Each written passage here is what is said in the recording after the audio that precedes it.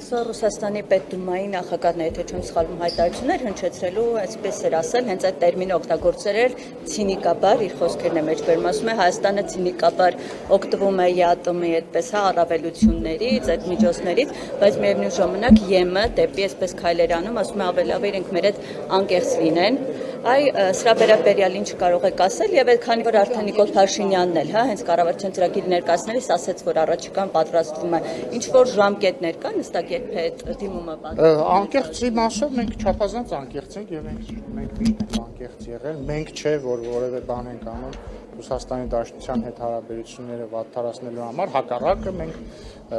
ամեն ինչ արել ենք եւ շարունակում ենք անել նորմալ բարիդրացիական բարեկամական հարաբերություններ ունենալու համար այս կոնտեքստում ես կարծում եմ որ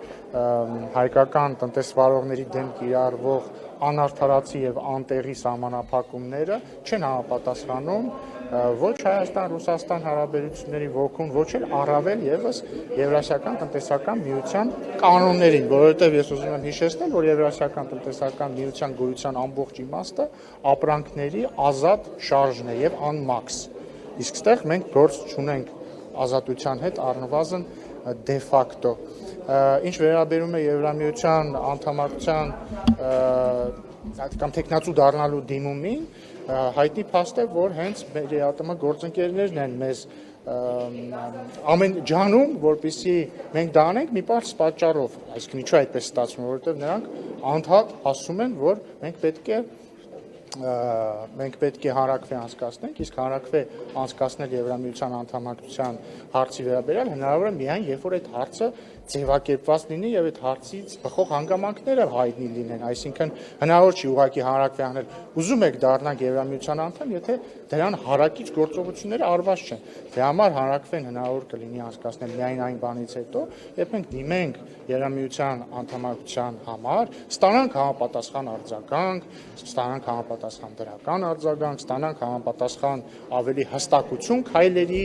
ժամանակային շրջանակների վերաբերյալ, այդ ժամանակ հնարավոր կլինի իրականացնել հանրաքվե։ Եթե դուք ուշադիր եք, ես այդ հարցին պատասխանեցի։ Հավքի վերաբերյալ, պարոն Ռուբինյան, վարչապետ Նիկոլ Փաշինյանը հայտարարեց, որ ուրախ կլինեն, որ ժամկետը ինչքան